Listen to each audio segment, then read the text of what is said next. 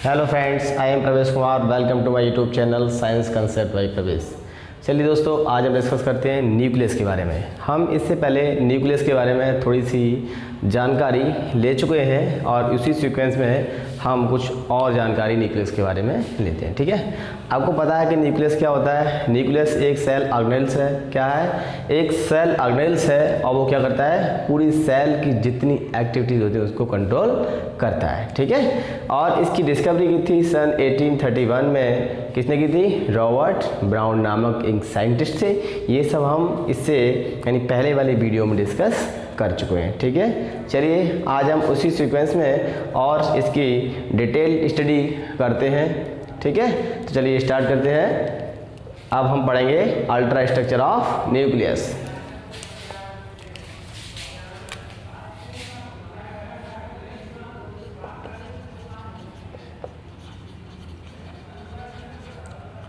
Ultra structure of nucleus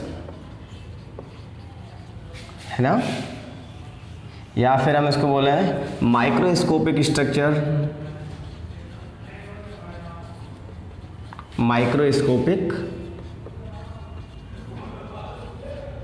structure. ठीक है, चाहे आप अल्ट्रा स्ट्रक्चर बोल लीजिए, चाहे आप इसको क्या बोलो, माइक्रोस्कोपिक स्ट्रक्चर कह लें। ठीक है, चलिए हम पहले एक डायग्राम ड्रॉ कर ले रहे हैं। वैसे तो हमने इसका डायग्राम जो प्रीवियस लेक्चर था उसमें ड्रॉ किया था, पर बशर्ते क्या है कि आज इसकी अल्ट्रा स्ट्रक्चर पढ़ेंगे तो डायग्राम की हमें रिक्वायरमेंट होगी, इसीलिए हम क्या करते हैं, इसका डायग्राम ड्रॉ करेंगे, फिर इसके बाद इसको अच्छे से स्टडी करेंगे। ठीक है,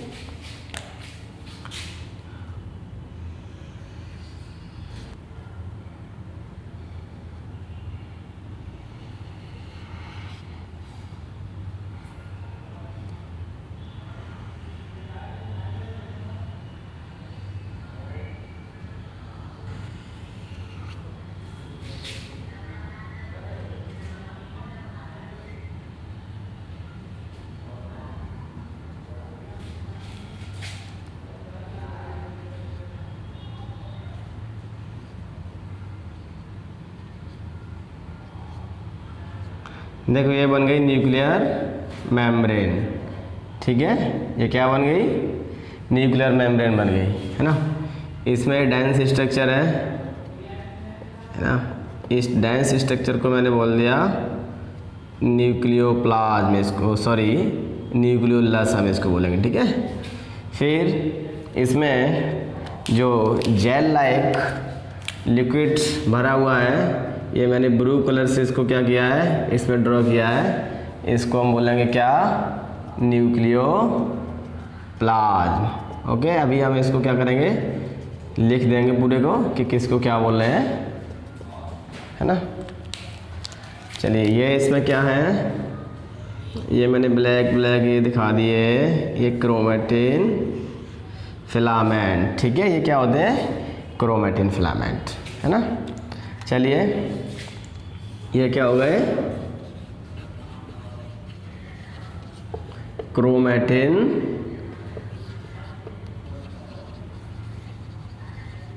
फिलामेंट्स। ठीक है, ये डेंस स्ट्रक्चर हो गई। इसका नाम क्या है हमारा? न्यूक्लियोलस। इसका नाम क्या है? न्यूक्लियोलस। और ये हमारा क्या है? Nuclear pore. न्यूक्लियर पोर, है ना। और बाकी न्यूक्लियोलस है, ये क्रोमेटिन फिलामेंट है। ठीक है, ये हो जाएगा हमारा न्यूक्लियर मेम्ब्रेन।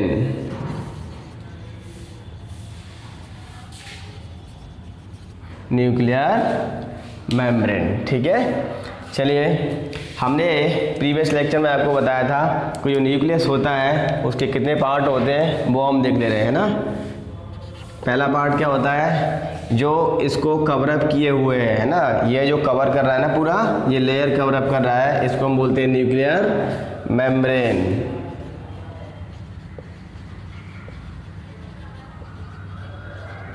Nuclear membrane. ठीक है, और सेकंड वन इसमें क्या है? ये ब्लू ब्लू सा क्या है, मैंने जेली लाइक इसमें स्ट्रक्चर भरी हुई है, एक फ्लूइड जैसी स्ट्रक्चर भरी हुई है, उसको हम क्या कह रहे हैं? न्यूक्लियोप्लाज्म कह रहे हैं। क्या कह रहे हैं हम उसको? न्यूक्लियोप्लाज्म। ठीक है,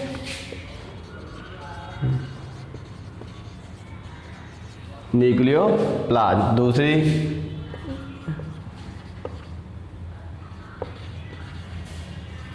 न्यूक्लियोप्लाज्म, आपकी थर्ड स्ट्रक्चर हो जाएगी। देखिए ये इसमें क्या है, ये क्या है, कॉइल्ड इरेगुलर शेप, ये सब क्या है, क्रोमेटिन फिलामेंट, क्रोमेटिन, ये सब क्रोमेटिन फिलामेंट है। और देखिए और इसमें क्या है, ये एक डेंस स्ट्रक्चर है, ये वाली, ये जो डेंस स्ट्रक्चर है ये वाली, इसका नाम क्या है, न्यूक्लियोलस। इसका नाम क्या है, न्यूक्लियोलस, है ना। अब हम देखते हैं 1 बाई 1 का इनका फंक्शन क्या है। देखिए जो हमारा न्यूक्लियस होता है, अब इस न्यूक्लियस की जगह क्या है, ये न्यूक्लियर मेम्ब्रेन है, ये क्या है इसका, न्यूक्लियर मेम्ब्रेन। अब देखो ये न्यूक्लियर मेम्ब्रेन है, ये कुछ जगह पे कैसी है, टूटी है, कैसी है, ये ब्रेक डाउन है ना। जब ये टूटी है तो टूटी होने के बजाय से इसमें क्या है, कुछ एक छिद्र है, क्या है, वो छिद्र है। उन छिद्र को हम क्या बोल रहे हैं, न्यूक्लियर पोर। क्या बोल रहे हैं, न्यूक्लियर पोर, है ना। आप इन जो छिद्र है, इन छिद्र का जो काम क्या होता है न्यूक्लियर पोर का, देखिए ये न्यूक्लियर पोर जो न्यूक्लियोप्लाज्म में, और इधर का होगा, क्या होगा, इधर साइटोप्लाज्म होगा, क्योंकि इसके चारों क्या, ये पूरी सेल होगी, ठीक है। तो जो साइटोप्लाज्म होगा और जो न्यूक्लियोप्लाज्म होगा, जो साइटोप्लाज्म से न्यूक्लियोप्लाज्म की ओर पदार्थ और न्यूक्लियोप्लाज्म से साइटोप्लाज्म की ओर जो पदार्थ होगा, जो आवागमन है वो किसके द्वारा होता है, वो इस न्यूक्लियर पोर के थ्रू होता है, ठीक है। अब ये न्यूक्लियर पोर होता है ना, न्यूक्लियर पोर क्या करता है, ये एक तरीके से पाथ प्रोवाइड करता है ना। क्या करता है, प्रोवाइड द पाथवे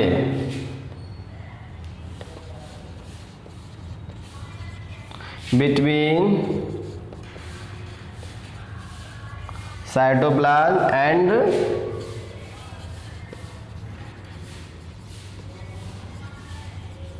न्यूक्लियोप्लाज्म, ठीक है। ये साइटोप्लाज्म और जो न्यूक्लियोप्लाज्म वो क्या करता है, पाथ, यानी कि जो इसके अंदर जो भी पदार्थ होंगे अगर बाहर आएंगे तो किसके थ्रू आएंगे, न्यूक्लियर पोर के थ्रू आएंगे, है ना। अगर साइटोप्लाज्म से कुछ चीज़ अंदर जाएगी तो वो किसके थ्रू जाएगी, वो न्यूक्लियर पोर के थ्रू जाएगी। अब ये जो न्यूक्लियर मेम्ब्रेन है, ये जो न्यूक्लियर मेम्ब्रेन किसकी बनी होती है, ये न्यूक्लियर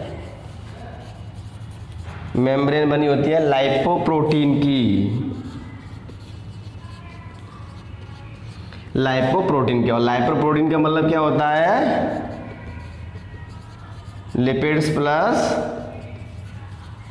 प्रोटीन। लिपिड का मतलब होता है वसा, और प्रोटीन तो आपको पता ही है क्या होता है, प्रोटीन का मतलब प्रोटीन और लिपिड का मतलब होता है वसा। तो ये किसकी बनी होती है, न्यूक्लियर मेम्ब्रेन लाइपोप्रोटीन की बनी होती है। और ये न्यूक्लियर मेम्ब्रेन बीच बीच में ब्रेक डाउन होती है, उसको हम क्या बोल रहे हैं, उस छिद्रों को न्यूक्लियर पोर बोल रहे हैं। और ये क्या कर रहे हैं, एक पाथ प्रोवाइड कर रहे हैं, किसको पाथ प्रोवाइड कर रहे हैं, साइटोप्लाज्म और न्यूक्लियोप्लाज्म। यानी कि जो न्यूक्लियोप्लाज्म का जो मटेरियल है अगर वो साइटोप्लाज्म में आएगा तो क्या होगा, तो इस न्यूक्लियर पोर के थ्रू आएगा। अगर साइटोप्लाज्म का कोई मटेरियल अगर अंदर जाएगा तो किसके थ्रू जाएगा, न्यूक्लियर पोर के थ्रू जाएगा, ठीक है।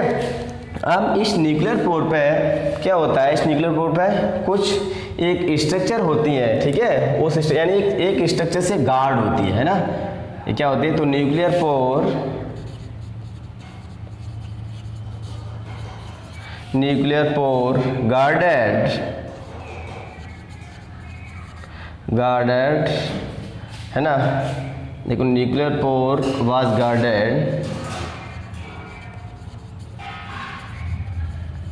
Guarded annulus. किससे गार्ड होती है, एक एन्यूलस से। यानी एन्यूलस आपका ऐसा होता है डायफ्राम की तरह होता है, यानी एक लेयर होती है, ठीक है। उसको हम क्या बोल देते हैं, एन्यूलस कह देते हैं, ठीक है। अब ये एन्यूलस इसको कहते हैं। अब ये एन्यूलस बना किसका होता है, ये एन्यूलस स्मॉल सब यूनिट्स का बना होता है। किसका बना होता है? स्मॉल, यानी कि लगभग 8 सब यूनिट्स होंगी। लगभग कितनी होंगी? यानी कि 8 स्मॉल सब यूनिट्स का बना होगा, और उन सब यूनिट्स को हम बोलते हैं माइक्रो सिलेंडर।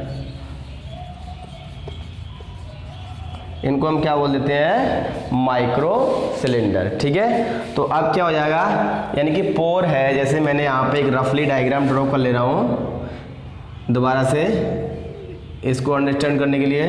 जैसे मेरे पास क्या है, ये न्यूक्लियर मेम्ब्रेन है। ठीक है, ये मेरा क्या है? ये न्यूक्लियर पोर है मेरा। क्या है? Nuclear pore. ठीक है,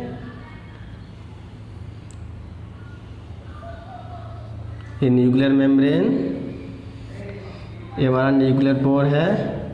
अब ये कुछ एक मेम्ब्रेन से गार्डेड है। ठीक है, ऐसे करके कुछ मेम्ब्रेन से ये गार्डेड है, यानी कि एक तरीके से घिरी हुई है। इसको हम बोल रहे हैं क्या? एन्यूलस। क्या बोल रहे हैं? एन्यूलस। इसको हम एन्यूलस बोल रहे हैं। अब ये एन्यूलस किसका बना होता है? 8 सब यूनिट, छोटी छोटी 8 सब यूनिट्स का बना होता है। अब ये सब यूनिट्स किसकी होंगी? वही है लिपिड्स और प्रोटीन की होंगी। ठीक है, अब ये सब यूनिट्स मिलकर के इसको हम बोल रहे हैं माइक्रो सिलेंडर। क्या बोल रहे हैं हम इसको? Micro cylinder. ठीक है, और इधर तो आपको पता ही हमारा क्या है, क्रोमेटिन फिलामेंट है, और बाकी हमारा डेंस वाला क्या है इधर से, ये न्यूक्लियोलस है। ठीक है, अब ये जो पूरी स्ट्रक्चर है एक कॉम्प्लेक्स स्ट्रक्चर है। कैसी है? ये वाली कॉम्प्लेक्स स्ट्रक्चर है, तो हम इसको क्या बोलेंगे फिर? Nuclear pore complex. हम इसको क्या बोलेंगे? न्यूक्लियर पोर कॉम्प्लेक्स हम इसको कहेंगे। ठीक है, फिर आप देखो ये न्यूक्लियर पोर कॉम्प्लेक्स है, इसके अंदर फिर क्या होता है? इसके अंदर ये क्या है? न्यूक्लियोप्लाज्म, एक जेल लाइक स्ट्रक्चर है, यानी कि जेल जैसा, यानी कि एक पतला सा पदार्थ है, इसलिए हमने इसको क्या बोल दिया है? न्यूक्लियोप्लाज्म। न्यूक्लियो मतलब एक न्यूक्लियस के अंदर है, तो क्या हो गया? न्यूक्लियोप्लाज्म। जैसे कि साइटोप्लाज्म होता है वो सेल के अंदर होता है। ठीक है, इसी तरीके से हमने इसको क्या बोल दिया है? न्यूक्लियोप्लाज्म बोल दिया है। ठीक है, इसी न्यूक्लियोप्लाज्म में क्या होते हैं? ये क्रोमेटिन के फिलामेंट डिस्ट्रीब्यूट होते हैं। क्या होते हैं? क्रोमेटिन के फिलामेंट डिस्ट्रीब्यूट होते हैं। अब हम यहाँ पे लिखें chromatin filament,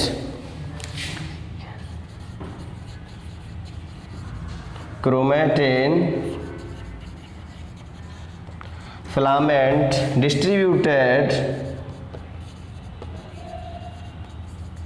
chromatin filament distributed in nucleoplasm. ठीक है, और यही जो क्रोमेटिन फिलामेंट होते हैं, आपने पढ़ा होगा क्रोमोजोम के बारे में। किसके बारे में पढ़ा होगा? क्रोमोजोम के बारे में। तो यही जो क्रोमेटिन फिलामेंट होते हैं वो क्या करते हैं? वो क्रोमोसोम को बनाते हैं। क्या करते हैं? क्रोमोसोम को बनाते हैं। तो दीज क्रोमेटिन फिलामेंट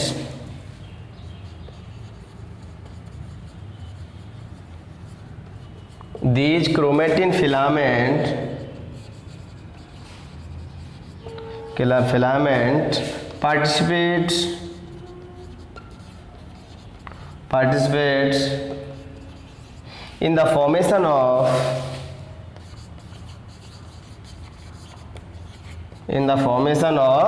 chromosome।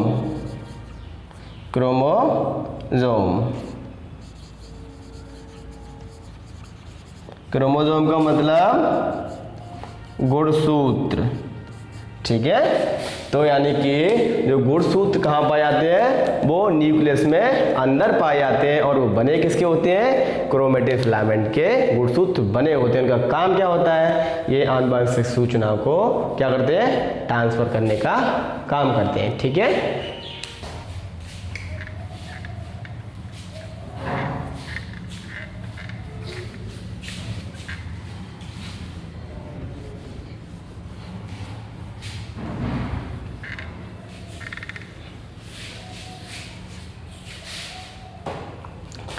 देखिए न्यूक्लियोप्लाज्म में क्या था, क्रोमेटिन के फिलामेंट थे।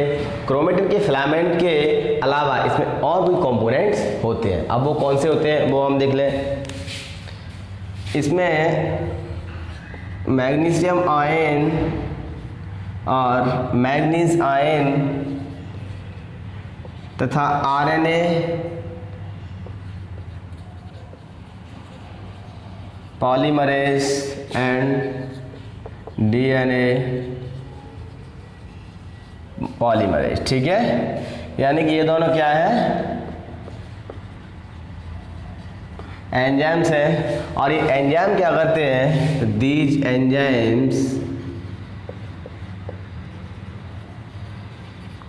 Enzymes helps in the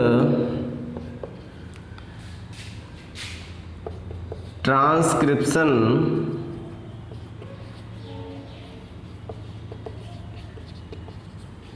and translation, transcription और ट्रांसलेशन, ठीक है।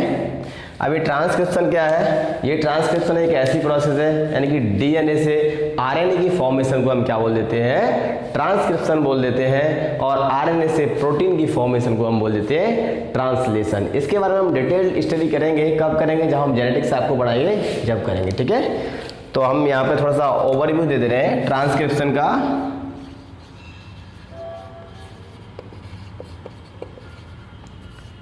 ट्रांसक्रिप्शन क्या है, यानी कि formation of DNA, formation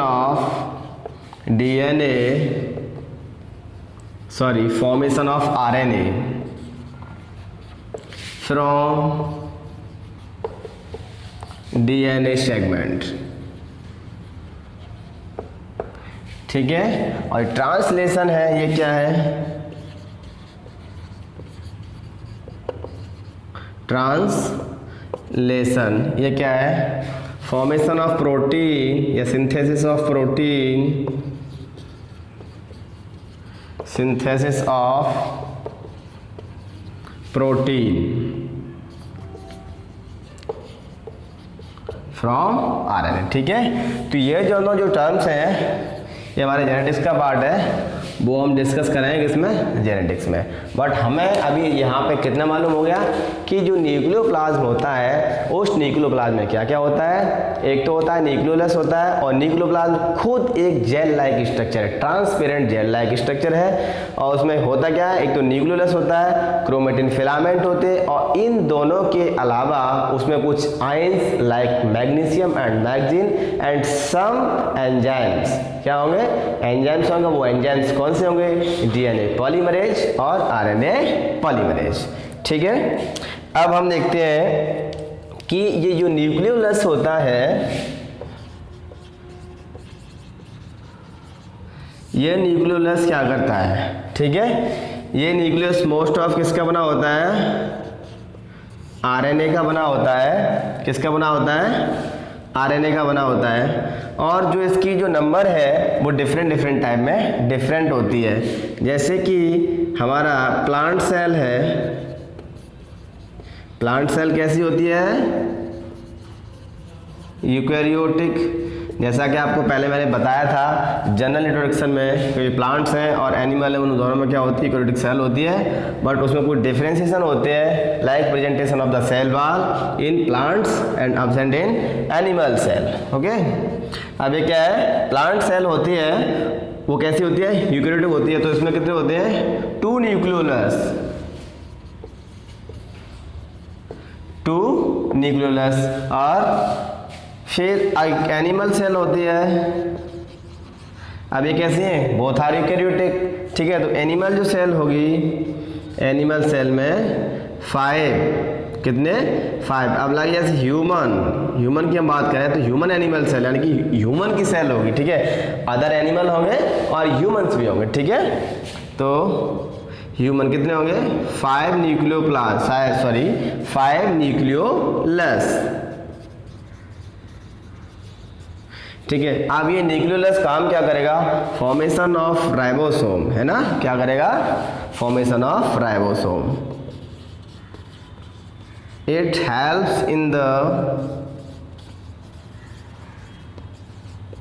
formation of ribosome. ठीक है, तो अगर आपसे यहाँ से क्वेश्चन बन जाता है कि जो राइबोसोम की फॉर्मेशन होती है वो कहाँ पे होती है, तो आप क्या बताओगे, जो यानी कि जो न्यूक्लियस का एक न्यूक्लियोलस पार्ट होता है, ठीक है, वो क्या करता है, राइबोसोम की फॉर्मेशन करता है। ठीक है, अब हम देख ले रहे हैं फंक्शंस ऑफ न्यूक्लियस, यानी कि ये न्यूक्लियस है ना, ये न्यूक्लियस काम क्या करता है, इसका कोई काम भी तो है। Like mitochondria is the power house of the cell and plastid kitchen of the cell, है ना, और Golgi body traffic police of the cell. Golgi body का भी हमने डिस्कस नहीं किया है, बट वो traffic police of the cell होता है। और इससे पहले हमने क्या किया था, एंडोप्लाज्मिक रेटिकुलम। एंडोप्लाज्मिक रेटिकुलम को हम क्या बोल देते हैं, यानी कि स्केलेटन ऑफ द सेल। ठीक इसी तरीके से क्या है कि जो न्यूक्लियस है इसका भी कोई फंक्शन वर्क नहीं होगा, उसको पावर हाउस को कहते हैं माइटोकॉन्ड्रिया को, क्योंकि माइटोकॉन्ड्रिया में क्या होता है, ऑक्सीडेशन होता है, और ऑक्सीडेशन से हमको क्या मिलती है, एनर्जी मिलती है, और एनर्जी एटीपी के फॉर्म में मिलती है, और एटीपी को हम बोल देते हैं करेंसी ऑफ द सेल। इस चीज को मैंने कई बार रिपीट कर चुका हूँ। चलिए थोड़ा स्पेस बना ले रहे हैं, फिर देखते हैं इसके फंक्शन क्या होते हैं।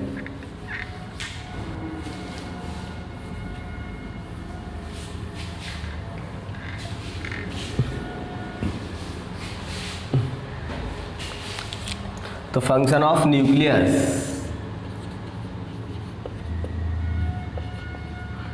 फंक्शन ऑफ न्यूक्लियस है ना, यानी कि केंद्रक के कार्य, केंद्रक के कार्य, यानी कि काम क्या करता है। जैसे अभी हमने आपको बताया था कि माइटोकॉन्ड्रिया, प्लास्टिड, एंडोप्लाज्मिक रेटिकुलम, ये सभी काम करते हैं किसमें, किसमें काम करते हैं, सेल में। ठीक है, तो ये भी कुछ ना कुछ काम करता होगा। तो ये क्या करता है, पहली बात आपको बताया कि इसमें क्या पाया जाता है, इसमें क्या होता है, इसमें क्रोमेटिन फिलामेंट होते हैं, और क्रोमेटिन फिलामेंट क्या बनाते हैं, क्रोमेटिन फिलामेंट करते हैं, यानी कि क्रोमोसोम की फॉर्मेशन करते हैं। ठीक है, और जब क्रोमोसोम की फॉर्मेशन करते हैं तो क्रोमोसोम क्या करता है, यानी कि एक आनुवंशिक सूचनाओं को एक पीढ़ी से दूसरी पीढ़ी में ट्रांसफर करने का काम करता है। ठीक है, अब ये मत आप बोला कि डीएनए होता है, क्योंकि क्रोमोसोम में ही डीएनए होता है, तो हम क्रोमोसोम को भी कह सकते हैं और डीएनए को भी कह सकते हैं। आपको दोनों ऑप्शन एक साथ नहीं मिलेंगे, बट अगर मटेरियल की बात आई जाए तो मटेरियल क्या होता है, वो डीएनए ही होता है। ठीक है, तो सबसे पहले ये क्या करेगा, ट्रांसफर द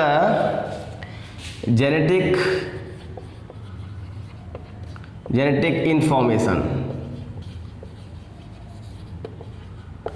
ठीक है, जेनेटिक इंफॉर्मेशन ट्रांसफर करेगा। दूसरा क्या काम करेगा, control the whole vital activity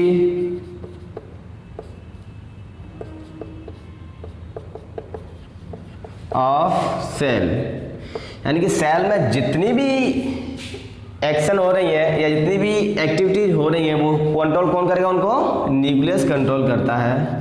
और इसमें क्या होता है, डीएनए। जब डीएनए होता है तो डीएनए से क्या होता है, आरएनए का निर्माण होता है, उसी को हम बोल देते हैं ट्रांसक्रिप्शन। तो ये क्या होता है, यानी कि इसमें ट्रांसक्रिप्शन होता है,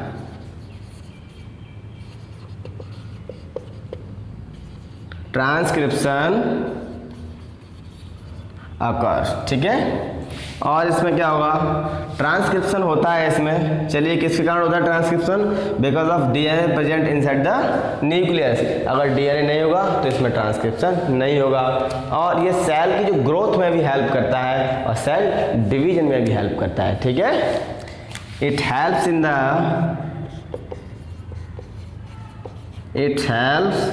इन the cell growth and division, यानी कि इन दोनों में हेल्प करता है। ठीक है, ये हो गया हमारा क्या, न्यूक्लियस। ठीक है, आपने न्यूक्लियस के बारे में जानकारी हासिल कर ली। ठीक है, अब न्यूक्लियस हमने आपको इससे पहले और बताया था कि न्यूक्लियस क्या होता है कि एक सेल में केवल एक ही न्यूक्लियस होता है। अगर एक से ज़्यादा न्यूक्लियस होते हैं तो हम उसको क्या बोलते हैं, सिनोसिटिक कंडीशन होते हैं। सिनोसिटिक कंडीशन उसको कहते हैं। और सिनोसिटिक कंडीशन कहाँ पे होती है गाइस, सिनोसिटिक कंडीशन ओनली किस में हो सकती है, फंगस में हो सकती है। क्योंकि फंगस क्या होते हैं, उसका एक माइसीलियम होता है ना, वो यानी कि जगह जगह से क्या होता है, बीच में उसमें बैरियर्स होते हैं कुछ, ठीक है, तो वो सेप्टेड टाइप का होता है। तो एक ही यानी फ्रेगमेंट में एक न्यूक्लियस होता है, तो पूरे माइसीलियम में मोर देन 2 न्यूक्लियस होते हैं। ठीक है, इसीलिए हम उसको क्या बोल देते हैं, सिनोसिटिक कंडीशन कहते हैं। ठीक है, तो ये सब हमने यानी कि ब्रीफ स्टडी कर ली किसके बारे में, न्यूक्लियस के बारे में। अब हम देखते हैं अगला ऑर्गेनेल सेल का, दैट इज लाइसोसोम। ठीक है,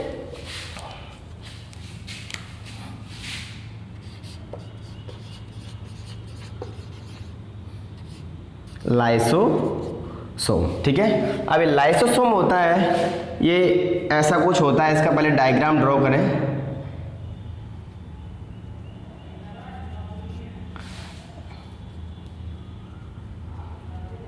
ऐसे ऐसे कुछ लाइसोसोम्स होंगे सेल में, यानी कि राउंडेड स्ट्रक्चर या पाउच लायक हम इनको बोल दें, क्या बोल दें, पाउच जैसे, या बैग शेप्ड स्ट्रक्चर इनको बोल दें। ठीक है, और ये कवरअप है। ठीक है, ये किससे कवरअप है, लाइपोप्रोटीन की लेयर से। लाइपोप्रोटीन मेम्ब्रेन से कवरअप है ना। इसमें अंदर है, ये अंदर है, इसमें भरे एंजाइम, क्या भरे हुए हैं, इसमें एंजाइम्स भरे हुए हैं। ठीक है, तो हम इसमें क्या क्या लिखेंगे कि लाइसोसोम कैसा है, ये बैग लाइक स्ट्रक्चर है। These are the bag like structure which is find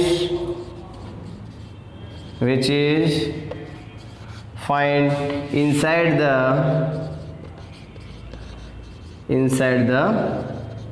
cell, यानी कि सेल के अंदर ये पाई जाते हैं। कहाँ पर पाई जाएंगी, साइटोप्लाज्म में। कहाँ पर होंगी, साइटोप्लाज्म में होंगी। इसकी डिस्कवरी किसने की थी, डिस्कवरी इसकी की थी डी डुवे ने। किसने की थी, डी डुवे ने इसकी डिस्कवरी की थी। अब वो किसमें की थी,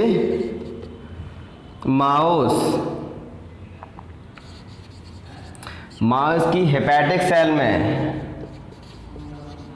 हेपेटिक सेल। अब आपके दिमाग में कंफ्यूजन हो रहा होगा कि व्हाट इज हेपेटिक सेल, यानी हेपेटिक सेल क्या होते हैं। देखिए, लीवर की जो सेल होती है उन्हीं को हम क्या बोल देते हैं, हेपेटिक सेल बोल देते हैं। यानी कि जो लीवर होता है वो किसका बना होता है, वो जिन सेल्स का बना होता है उन्हीं सेल्स को हम बोल देते हैं क्या, हेपेटिक सेल। ठीक है, लीवर मतलब यकृत, तो हम इसको क्या बोलेंगे, लीवर सेल। जो लीवर की सेल होती है उसको हम बोल देते हैं हेपेटिक सेल बोलते हैं। तो इसकी डिस्कवरी किसने की थी, डी डुवे ने इसकी डिस्कवरी की थी। और इसमें होता क्या है, it contain some digestive enzyme. इसमें क्या होंगे, कुछ डाइजेस्टिव एंजाइम होंगे। कैसे एंजाइम होंगे, डाइजेस्टिव। और डाइजेस्टिव का आपको मतलब पता ही है कि जो पचाने वाले एंजाइम्स होते हैं। ठीक है, अब ये डाइजेस्टिव एंजाइम होते हैं, बट जो इसकी बॉल होती है, ये वाली बॉल, ये इसके जो एंजाइम के अगेंस्ट क्या होती है, रेसिस्ट होती है, यानी कि प्रतिरोधी होती है। तो इसमें अंदर जो डाइजेस्टिव एंजाइम होते हैं वो लाइपो जो प्रोटीन की जो मेम्ब्रेन है, ये वाली, ये जो लाइपोप्रोटीन की मेम्ब्रेन है इस पर कोई भी असर नहीं दिखाते हैं। ठीक है, नहीं तो ये डाइजेस्ट हो जाएगी। ठीक है, अब ये डाइजेस्टिव एंजाइम की जो पीएच वैल्यू होती है, इसकी जो पीएच वैल्यू होगी, इसमें जो भरे होंगे उसकी पीएच वैल्यू कितनी होगी, पीएच वैल्यू ऑफ दीज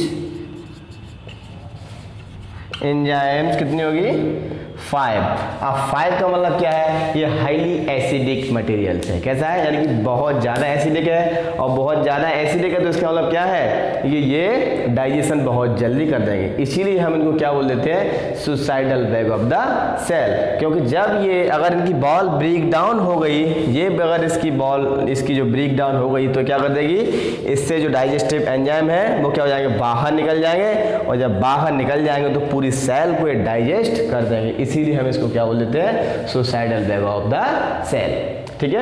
अब ये जो लाइसोसोम होते हैं वो कहाँ पे, ये तो प्रेजेंट तो आपको पता है सभी में कहाँ होते हैं, जितने भी यूकेरियोट सेल हैं या यूकेरियोट्स एनिमल्स हैं उनमें सब में क्या होगा, ये जो यानी कि जो लाइसोसोम प्रेजेंट होते हैं, पर बशर्ते prokaryotic and some eukaryote cell like RBC of mammals, यानी कि जो मैमेलिया की या जो स्तनधारियों की जो आरबीसी होती है उनमें लाइसोसोम, और प्रोकैरियोटिक कोशिकाओं में लाइसोसोम, इन दोनों में यानी कि RBC of mammals and prokaryotes है ना, इन दोनों में क्या होता है, ये जो लाइसोसोम होते हैं अब्सेंट होते हैं। ठीक है, चलिए थोड़ा स्थान बढ़ा लेते हैं फिर।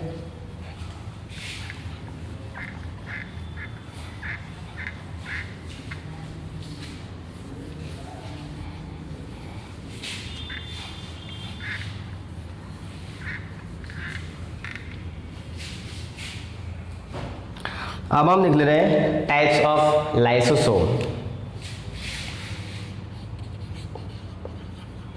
Types of lysosomes. ठीक है, लाइसोसोम्स के टाइप होते हैं primary and second one is secondary lysosome, और जो हमारा जो तीसरा हो जाएगा उसको हम बोलते हैं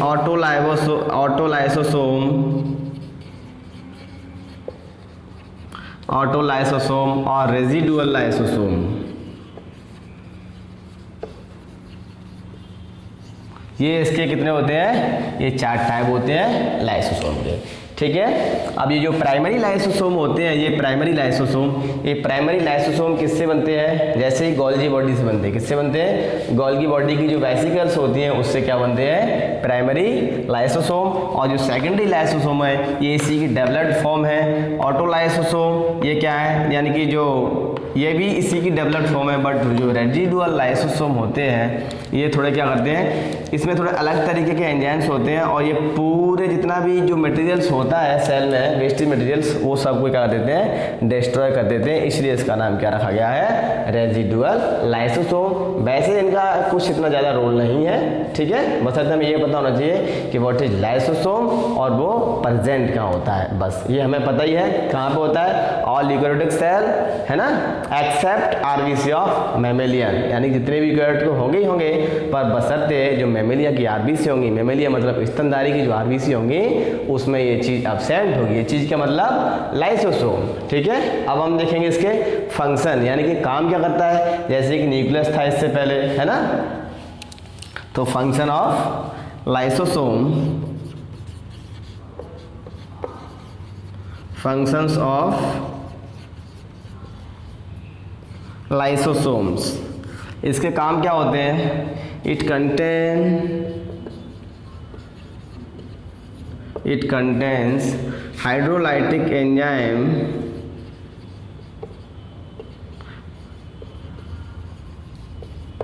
which helps in